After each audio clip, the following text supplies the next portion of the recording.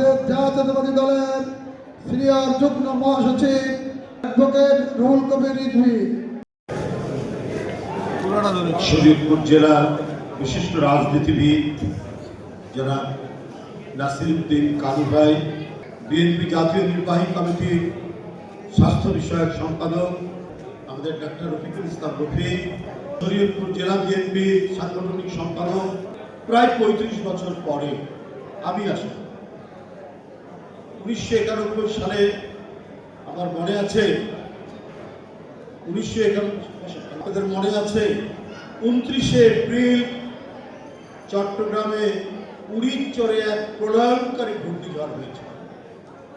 ওই দিন কিন্তু আমরা শরীয়তপুরে আসছিলাম ছাত্র দলের এক সম্মেলনে, জেলা ছাত্র দলের সম্মেলনে।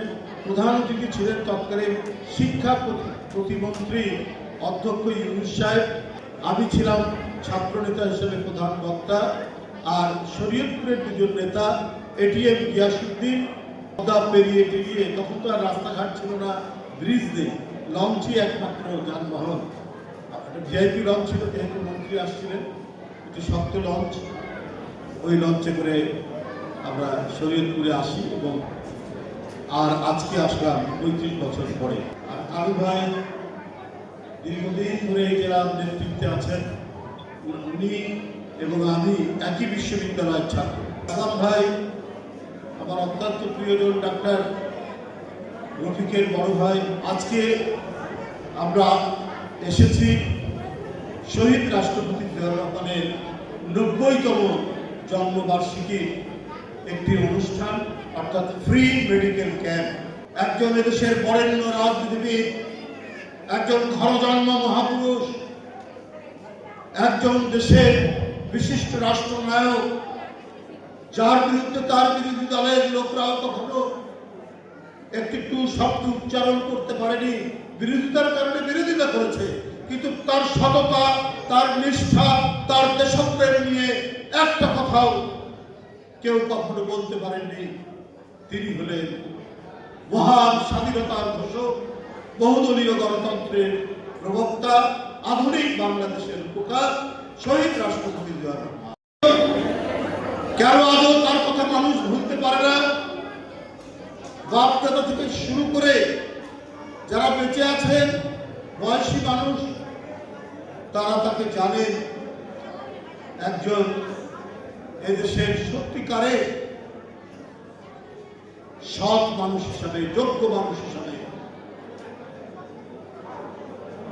বন্ধুরা আমার,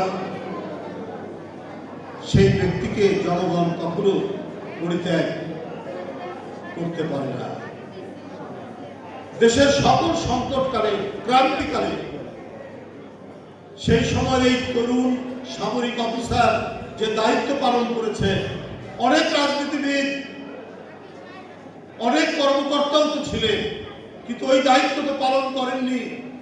কোথায় তার স্ত্রী, কোথায় তার সন্তানেরা, এ কথা চিন্তা না করে যে চট্টগ্রামের কালুরঘাট বেতার কেন্দ্র থেকে আমাদের স্বাধীনতার ঘোষণা দিতে পারে, তিনি কত বড় দেশপ্রেমিক হতে পারে, তিনি কত বড় প্যাট্রিয়ট হতে পারে, এটা নতুন করে বলার কোনো অবকাশ রাখে না।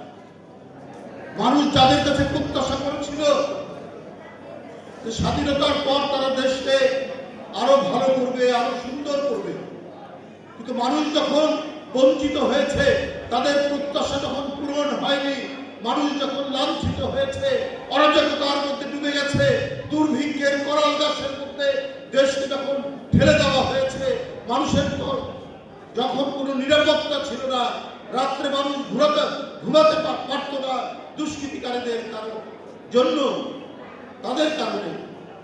এরপরে ৭ই নভেম্বর যিনি রাষ্ট্র ক্ষমতার কেন্দ্রে চলে আসলেন সিপাহী জনতার বিপ্লবের মধ্যে দিয়ে, তিনি তো রাষ্ট্রপতি জিয়াউর রহমান। প্রায় ১.৫ বছর হয়ে গেল অন্তর্বর্তীকালীন সরকার ক্ষমতায় আছে, এখনো কেন আমাদের এখানে খাদ্য সংকট, বিভিন্ন ধরনের সংকট, মানুষের কর্মসংস্থান হচ্ছে না, কলকারখানা বন্ধ হয়ে আছে। আমাদের প্রথম দিকে অন্তর্বর্তীকালীন সরকার অনেক মুদ্রাস্ফীতি কমিয়ে নিয়ে এসেছিলেন, এখন আবার মুদ্রাস্ফীতি বাড়ছে। বৈদেশিক কোনো ইনভেস্টমেন্ট নেই। কেন? কারণ জবাবদিহিমূলক সরকার নেই, জনগণের নির্বাচিত সরকার নেই। জনগণের নির্বাচিত সরকার থাকলে তার প্রতিটি ব্যর্থতার জন্য জনগণকে জবাব দিতে হতো এবং এই জবাব দেওয়ার কারণেই নির্বাচিত সরকার সঠিকভাবে কাজ করতে তাগিদ দিত। নানাভাবেই আমরা সরকারের যে ঢিলে ঢালা ভাব আমরা দেখছি, এটা অত্যন্ত দুঃখজনক। আইন শৃঙ্খলার পরিস্থিতি যে খুব ভালো হয়েছে তা নয়, বরং প্রতিদিনই অবনতিশীল হচ্ছে। এখন আমাদের মূল কাজ আর 20 দিন পরে অবাধ সুষ্ঠু নির্বাচন নিশ্চিত করাই সরকারের দায়িত্ব, নির্বাচন কমিশনের দায়িত্ব।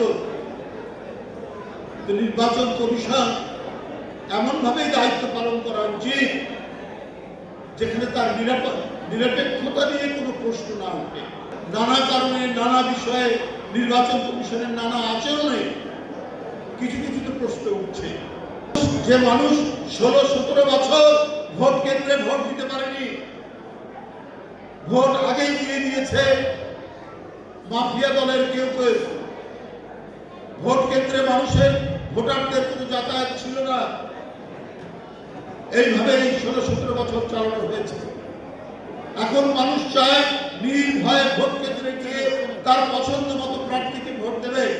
এই নিশ্চয়তা এই অন্তর্বর্তীকালীন সরকারকে দিতে হবে এবং এই কারণে যত ধরনের প্রস্তুতি, নিরাপত্তার প্রস্তুতি, এটা তো সরকারের নেওয়া উচিত। নির্বাচন কমিশন সামগ্রিকভাবে সবকিছু সামাল দিতে পারছেন বলে আমার কাছে মনে হচ্ছে না। অত্যন্ত দৃঢ় হস্তে ন্যায়সঙ্গতভাবে কাজ করতে হবে। নির্বাচন কমিশন যদি কোনো দিকে ফেলে পড়ে, কোনো দিকে ঢলে পড়ে, তাহলে কিন্তু পুরনো যে মানুষের আশঙ্কা, সেই আশঙ্কায় আবার কাজ করতে হবে। এদেশের জনগণ দেখতে চায় একটা অবাধ সুষ্ঠু নির্বাচন। ভোটাধিকারের জন্য রক্ত দিয়েছে, কিন্তু বারবার স্বৈর শাসক, বারবার ফাঁসিবাদ তাদের সেই রক্তের উপর দাঁড়িয়ে তারা জনগণের ভোটাধিকার কেড়ে নিয়েছে।